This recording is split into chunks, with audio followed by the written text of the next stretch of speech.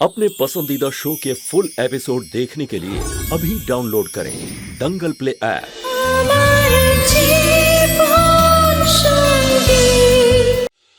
কোথায় চলে গেছিলে তুমি?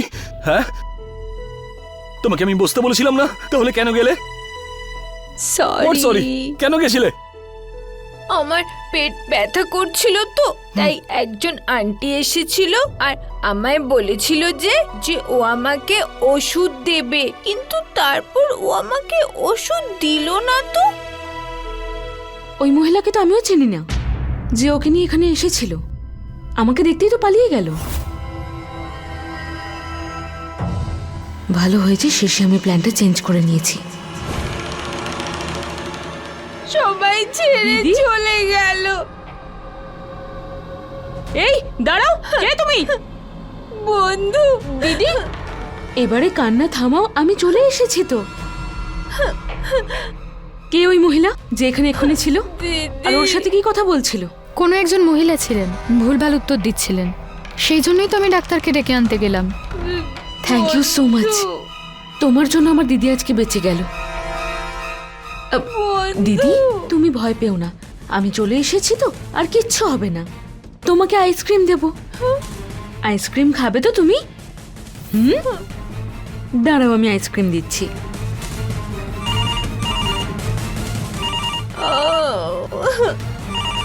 Doctor সাহিলের clinic. রিসেপশনিস্ট বলল যে ও বোরখা পরেছিল। তুমি জানো না কি ছিল? বন্ধু, ওই আন্টিটা না খুব খারাপ ছিল। আমাকে না এত বড় ইঞ্জেকশন দিচ্ছিল, কিন্তু এই আন্টিটা খুব ভালো। বেদবাবু, আমি তো হঠাৎ করেই এখানে এলাম আর দেখলাম ওই মহিলা দিদিকে নিয়ে চলে যাচ্ছে। যখনই আমি প্রশ্ন করতে লাগলাম, জানি না কেন পালিয়ে গেল। তুমি ওই মহিলার মুখ দেখোনি? ওই সময় দিদি এত কাঁদছিল, আমি ওকেই সামলাচ্ছিলাম। ফিরে দেখলাম যখন পালিয়ে গেল, আমি ওকে ধরতে পারিনি। আমি তো তখন দিদিকে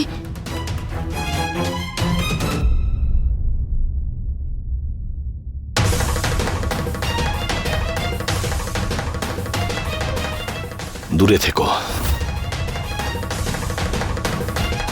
আমার বিধির থেকে দূরে থেকো, দূরে থেকো পায়েল।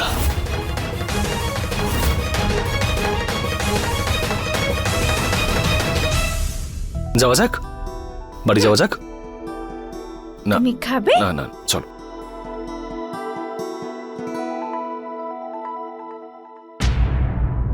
এই ছাড়। আরে বিধি,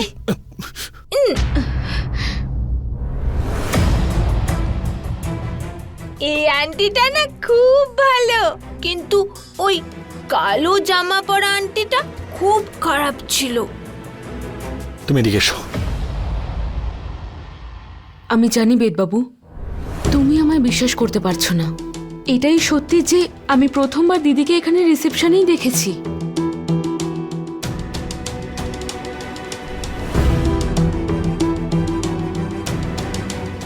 চলো বিধি, নিজের খেয়াল রেখো দিদি। চলো। বাই। চলো। বাই। তুমি ঠিক আছো?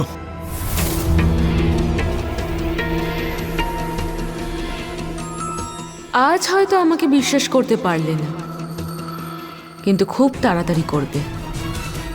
আস্তে আস্তে হলেও বিশ্বাস তো করতে হবে। সুন্দর, লক্ষণ, দিব্যা, ইমারতি, বেদের ফোন এসেছিল। বেদিকে পাওয়া গেছে, ওকে নিয়ে আসছে। ভালো হয়েছে মা, বিধিকে পাওয়া গেছে। যদি না পাওয়া যেত তাহলে সারা বাড়ি না খেয়ে দিয়ে শুধু খুঁজেই যেতে হতো। হ্যাঁ দিদি, আমার তো এই খবরটা শুনে খিদে পেয়ে গেছে। আমারও। মা, আমি সূর্যমুখী দেবীকে ফোন করে দিয়েছিলাম যে ভয় পাওয়ার কোনো প্রয়োজন নেই। হ্যাঁ হ্যাঁ, মা, ভালো হয়েছে বিধিকে পাওয়া গেছে। ইউ নো হোয়াট, আমরা তো ঠাকুরের কাছে মানসিক করেছিলাম যতক্ষণ বিধিকে পাওয়া যাবে না ততক্ষণ আমরা খাবারের একটা দানাও মুখে তুলবো না। মা, আমি তো জলও ছুঁয়ে দেখিনি, গলা শুকিয়ে কাঠ হয়ে গেছে আমার। এবার কি আমি জল খাবো গ্লাস ভর্তি করে। হ্যাঁ,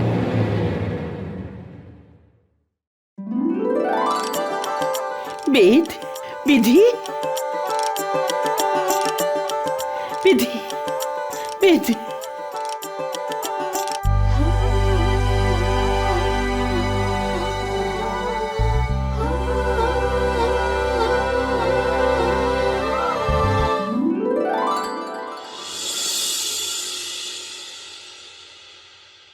baby steps Payel, baby steps.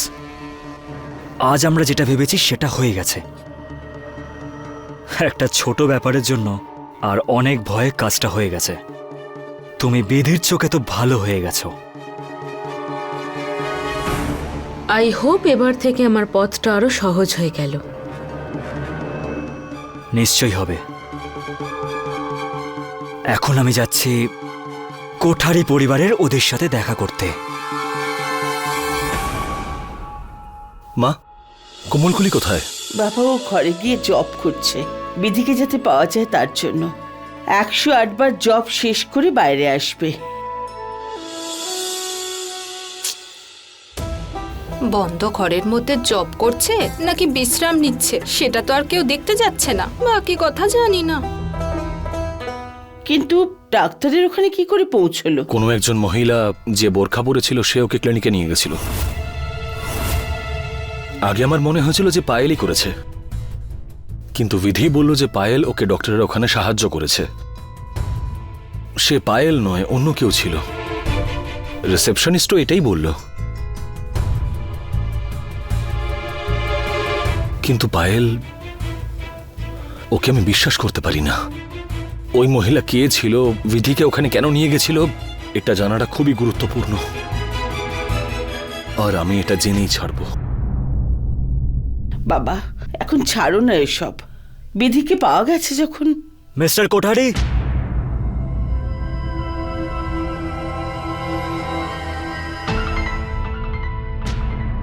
ডাক্তারবাবু। Hello doctor. ক্ষমা করবেন আমাকে না বলে এখানে চলে এসেছি, কিন্তু একটা ভালো খবর নিয়ে এসেছি।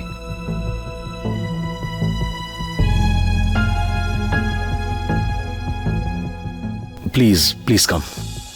আসুন না, আসুন। মিস্টার কোঠারি, ডক্টর জেমস আমার বন্ধু। ও actually California medical institute of science থেকে এসছে। আমাদের শহরের এরকম পরিস্থিতির জন্য এখানে এলো, তাই দেখা করতে এলাম। ওকে বিধির কেসের ব্যাপারে ওকে আমি বললাম, তাই ও বলল যে ও ঠিক হতে পারে।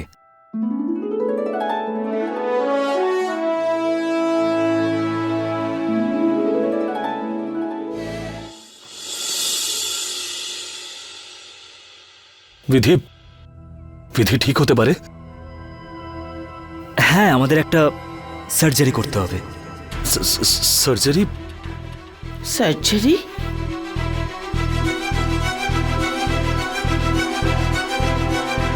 কিন্তু সেটা করলে বিধি ঠিক হয়ে যাবে?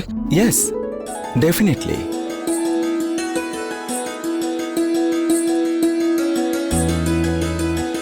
কিন্তু একটা প্রবলেম আছে। প্রবলেম হলো এটাই যে যতক্ষণ বিধির পেটে বাচ্চাটা আছে আমরা সার্জারি করতে পারবো না।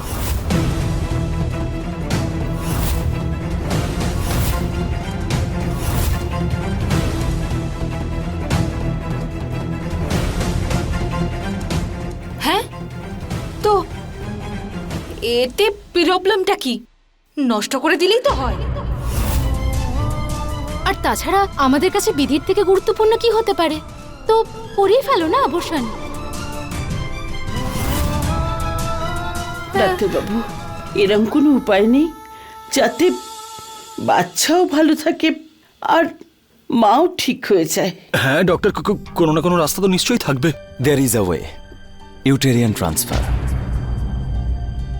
ইউটেরিয়ান ট্রান্সফারে আমরা বিধির ইউট্রাস থেকে এমব্রিও বের করে অন্য কারোর ইউট্রাসে আমরা শিফট করতে পারি।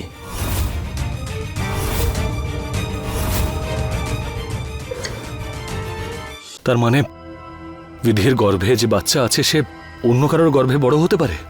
হ্যাঁ।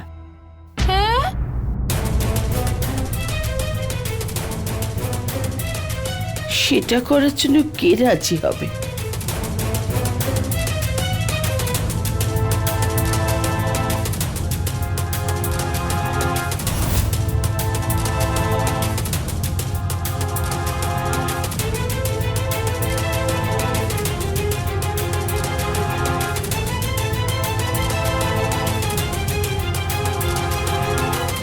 फुल एपिसोड देखने के लिए अभी डाउनलोड करें दंगल प्ले ऐप।